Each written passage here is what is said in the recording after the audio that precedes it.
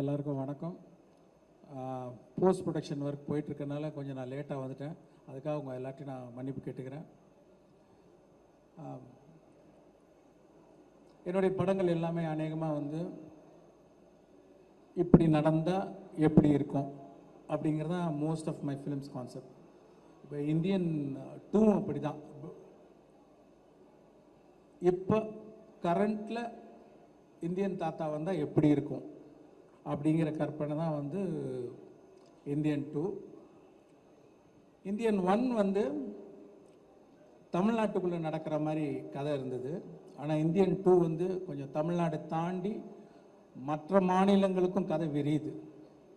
So அதை நீங்கள் ட்ரைலர்லேயே பார்த்துருப்பீங்க. இந்த படத்தை பொறுத்த வரைக்கும் நிறைய கதாபாத்திரங்கள் இருக்குது இந்த படத்தில். மெயினாக ஒரு இந்தியன் தாத்தா, அது இல்லாமல் நிறைய குடும்பங்கள் இந்த கதையில் வந்து போகும். இந்தியாவில் உள்ள அத்தனை குடும்பங்களும் ஒரு என்கேஜிங்காக பார்க்கக்கூடிய ஒரு படம். படம் முடியும் போது ஒவ்வொருத்தரையும் இந்த படம் கொஞ்சம் யோசிக்க வைக்கும் நான் நம்புகிறேன். இந்த படத்தை வந்து இவ்வளோ சிறப்பாக வர்றதுக்கு காரணம் வந்து முதல் காரணம் கமல் சார் தான். ஏன்னா பல தடவை சொன்ன மாதிரி வந்து பார்ட் 1ல் கூட நாங்கள் 40 நாள் தான் வந்து அவருக்கு அந்த மேக்கப் போட்டோம், அந்த ப்ராஸ்தட்டிக்ஸ் மேக்கப்பு. இந்த படத்தில் வந்து 70 நாள் போட்டிருக்காங்க. அது சாதாரண விஷயம் இல்லை. டெய்லி பொறுமையாக வந்து 3 hours உட்காந்து மேக்கப் போடணும். அந்த மேக்கப்பில் சரியாக சாப்பிட முடியாது, ஸ்ட்ரா வச்சு தான், லிக்விடாக தான் சாப்பிட முடியும். ஷூட்டிங் முடிஞ்சும் நம்மெல்லாம் போயிடுவோம். ஆனால் காலையில் ஃபஸ்ட்டு எல்லோரும் வரத்துக்கு முன்னாடி கமல் சார் தான் வருவாங்க. ஷூட்டிங் முடிஞ்சு நம்ம எல்லோரும் போயிடுவோம், கடைசியாக அவர் தான் போவார். ஏன்னா ஷூட்டிங் முடிஞ்சாலும் அதை கலைக்கிறதுக்கு வந்து 1 மணி நேரம் ஆகும். ஃபஸ்ட்டு பார்ட் 1 ஷூட் பண்ணும்போது மொதல் நாள் வந்து கமல் சார் அந்த மேக்கப்பில் வந்து நிற்கும்போது ஒரு பயங்கர ஒரு சிலிர்ப்பு ஒன்று உண்டாச்சு. இப்போ அதே சிலிர்ப்பு 28 வருஷம் கழித்து அவர் ஃபஸ்ட்டு மேக்கப் டெஸ்ட்டுக்காக போட்டுட்டு வந்தப்போ எனக்கு பயங்கரமாக அதே ஃபீலிங் வந்தது. இன்னொன்று, ஒவ்வொரு நாள் ஷூட்டிங் நடக்கும்போதும் வந்து கமல் சார்னே தோணாது. ஒரு இந்தியன் தாத்தா நம்ம பக்கத்துலேயே உலவிக்கிட்டு இருக்கிறாரு, இங்கே பக்கத்தில் இருக்காரு அப்படிங்கிற ஒரு ஃபீலிங் தான் வந்துட்டுருக்கோம். கமல் சார்ன்றதே வராது. அதை நான் ஃபீல் பண்ணேன். அதுவும் இல்லாமல் அவருடைய உழைப்பையும் அவருடைய டெடிக்கேஷன் சொல்லிக்கிட்டே போகலாம். பார்ட் 1ல் பண்ணும்போது பார்த்தீங்கன்னா அப்போ ப்ராஸ்தட்டிக்ஸ் வந்து அவ்வளோ அட்வான்ஸ்டு ஸ்டேஜில் கிடையாது. அதனால் ரொம்ப திக்காக இருக்கும். முதல்ல பார்க்கும்போது கமல் சார் மாதிரி தெரியலையே அப்படிங்கிற மாதிரி ஒரு ஃபீலிங்லாம் இருந்தது. ஆனால் இந்த வாட்டி I want to see the actor மோர் அப்படின்னு சொல்லி அந்த லெகசி கம்பெனியில் சொல்லி இப்போ இன்னும் அட்வான்ஸ் ஆனதுனால அந்த மேக்கப் இன்னும் கொஞ்சம் தின் ஆனதுனால நீங்கள் இன்னும் கமல் சாரை நிறைய பார்க்கலாம். பார்ட் 1ஓட அந்த கமல் சார் அந்த ஆக்டரை நீங்கள் வந்து கிளியராக பார்க்க முடியும். அது ஒரு பெரிய டிஃப்ரென்ஸ் நீங்கள் இந்த படத்தில் பார்ப்பீங்க. இது மாதிரி பல காட்சிகளில் ரொம்ப சிரமப்பட்டு நடிச்சிருக்காங்க. நான் ஏற்கனவே ஆடியோ ஃபங்க்ஷனில் சொன்ன மாதிரி ஒரு சீன் 4 நாள் ரோப்லேயே தொங்கி நடித்தாங்க. அதாவது ஒரு சீனில் வந்து ஒரு ஷாட் ரோப்பில் இருக்கும், 2 ஷாட் ரோப்பில் இருக்கும். ஆனால் காலையில் வந்து ஈவினிங் பேக்கப் ஆகிற வரைக்கும் ரோப்லேயே தான் தொங்கணும். அந்த மாதிரி 4 நாள் ரோப்பில் தொங்கி நடித்தாங்க.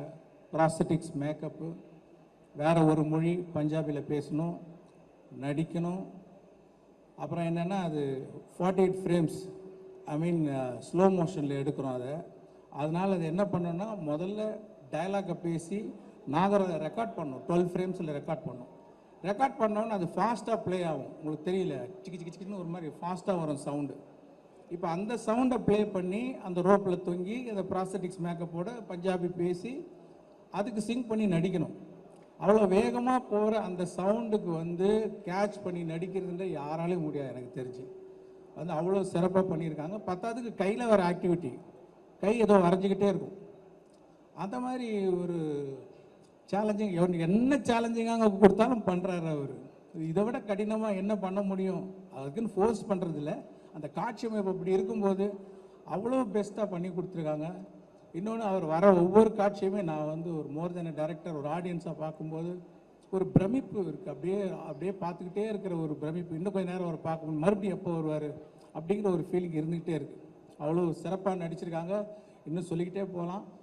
அது மாதிரி இந்த படத்தை ரொம்ப சிறப்பாக்கி கொடுத்த கமல் சாருக்கு வந்து என்னோடய நன்றி தெரிவிச்சுக்கிறேன். அப்புறம் அனிருத் வந்து பாட்டெல்லாம் கேட்டிருப்பீங்க. நான் என்ன எதிர்பார்த்தனோ அதோட சிறப்பாகவே போட்டு கொடுத்துருக்கிறார் அனிருத். அந்த சாங்ஸ் எல்லாம் வந்து அவருக்கு என்னுடைய நன்றி. நான் ஏற்கனவே சொன்ன மாதிரி ஒரு டியூன் வந்து ஒரு ஓகே சார் எவ்வளோ பர்சன்ட் சார் அப்படிம்பாரு, ஒரு 80% ஓகே அப்படின்னா அதெல்லாம் ஒத்துக்கவே மாட்டேன். 100% நீங்கள் திருப்தி ஆகிற வரைக்கும் நான் டியூன் போட்டுக்கிட்டே இருப்பேன் அப்படின்னு சொல்லி ஒவ்வொரு பாட்டையும் அப்படி போட்டு கொடுத்துருக்காரு. தேங்க்யூ அனி. அப்புறம் இந்த இவ்வளோ பெரிய கனவை, இவ்வளோ பெரிய இமேஜினேஷனை வந்து என்ன தான் இமேஜின் பண்ணிகிட்டு இருந்தாலும் அது இமேஜின் பண்ணிகிட்டே தான் இருக்கணும். அதை வந்து செயல் வடிவாக்கணும்னா அதுக்கு சுபாஸ்கரன் மாதிரி ஒரு ப்ரொடியூசர் இருந்தால் தான் சரியாக வரும். அவருடைய சப்போர்ட்னால தான் வந்து நான் என்னெல்லாம் நினச்சனோ அதை வந்து படமாக்கி பார்க்க முடியுது. ஸோ அவருக்கு என்னோடய நன்றி தெரிவிச்சுக்கிறேன். இந்த படம் கம்ப்ளீட் ஆகிறதுக்கு உதவியாக இருந்த தமிழ் குமரன், செண்பகமூர்த்தி அவர்கள், அவங்களுக்கு என்னோடய நன்றி. ரவிவர்மன் வந்து அதான் சொல்லுவேன், நீங்கள் வந்து தாத்தா மட்டும்தான் வர்மம் போடுவாரா, நீங்களும் போடுங்க. என்ன வர்மம்? ஒளி வர்மம். அது ஒளினாலே ஒரு வர்மம் போடுங்க அப்படின்னு சொல்லுவேன். உடனே புரிஞ்சுக்கிட்டு ஏதோ ஒரு மேஜிக் ஒன்று பண்ணுறாரு. பண்ணி முடிச்சுட்டு வந்து நிற்பார். என்ன சார் அந்த ஒளிவர்மம் வந்துருச்சா? இல்லைங்க, இது ஒளிவர்மம் இல்லை, இது ரவிவர்மம் அப்படின்னு நான் சொல்லுவேன். அவ்வளோ சிறப்பாக வந்து ஒளிப்பதிவு செஞ்சுருக்காரு. அப்புறம் நடிகர்கள் வந்து சித்தார்த், பாபி சிம்மா, ஜெகன், அப்புறம் ரிஷி, அப்புறம் வினோத் சாகர், இன்னும் நிறைய பேர், சமுத்திரகனி, எஸ்ஜே சூர்யா, பிரியா பவானி சங்கர், மனோபாலா, வேறு நிறைய பேர். சில பேரை விட்டுட்டுனா கூட மன்னிச்சுங்க. ரகுல் பிரீத் சிங், விவேக் சார் மெயினாக வந்து எவ்வளோ சந்தோஷமாக இருக்குது அவரை பார்க்குறதுக்கு. வந்து எவ்வளோ வருஷம் ஆச்சு அவரை பார்த்து. ஆனால் இந்த படத்தில் பாருங்கள், ரொம்ப வித்தியாசமான ஒரு கதாபாத்திரம். அது வழக்கமாக சொல்கிறேன் வித்தியாசமானன்ட்டு, உண்மையிலே ஒரு வித்தியாசமான கதாபாத்திரம். அவரோட டைமிங், அவரோட ரியாக்ஷன் எல்லாமே வேறு மாதிரி பண்ணியிருக்காரு. அவர் வரும்போதெல்லாம் அவ்வளோ சந்தோஷமாக இருக்குது பார்க்குறதுக்கு. அந்த சந்தோஷம் கண்டிப்பாக வந்து அவருடைய ரசிகர்களுக்கு மட்டும் இல்லை, எல்லா ஆடியன்ஸுக்குமே வந்து ஒரு சந்தோஷமாக இருக்கும். இன்னும் வேறு யாராவது நடிகர்கள் பேரை சொல்ல விட்டுருந்தேன்னா மன்னிச்சிங்க. அதே மாதிரி டெக்னீஷியன்ஸ், அந்த குணால் ராஜன், ஃபஸ்ட் டைம் அவரோட ஒர்க் பண்ணுறேன். வந்து இழைக்கிறாரு சவுண்டு. அதாவது ஒரு சின்ன பார்த்தீங்கன்னா இந்த ட்ரைலரில் நிறைய ஷார்ட்ஸ், நிறைய டீட்டெயில்ஸ், அத்தனைக்கும் சத்தம் கேட்கணும். ஏன்னா இந்த பக்கம் மியூசிக் போயிட்டுருக்கு, இந்த பக்கம் டயலாக் போயிட்டுருக்கு, இந்த பக்கம் எஃபெக்ட்ஸ் போயிட்டுருக்கு. இதில் எதுவுமே மிஸ் ஆகாமல் எல்லா சவுண்டும் கேட்க வைக்கிற ஒரு நல்ல மேஜிக்கை பண்ணியிருக்காரு குணால். அவருக்கு என்னுடைய நன்றி. இந்த படத்துக்காக உழைச்ச அத்தனை பேருக்கும் என்னுடைய நன்றி நான் தெரிவிச்சுக்கிறேன். அதே மாதிரி பார்ட் 1 நீங்கள் வந்து சப்போர்ட் பண்ணி அதை வந்து ஒரு பெரிய வெற்றி ஆக்குனீங்க. அதே மாதிரி இந்த படத்தையும் நீங்கள்லாம் சப்போர்ட் பண்ணி பெரிய வெற்றி ஆக்கணும் உங்கள்கிட்ட நான் தாழ்மையாக கேட்டுக்கிறேன். நன்றி, வணக்கம்.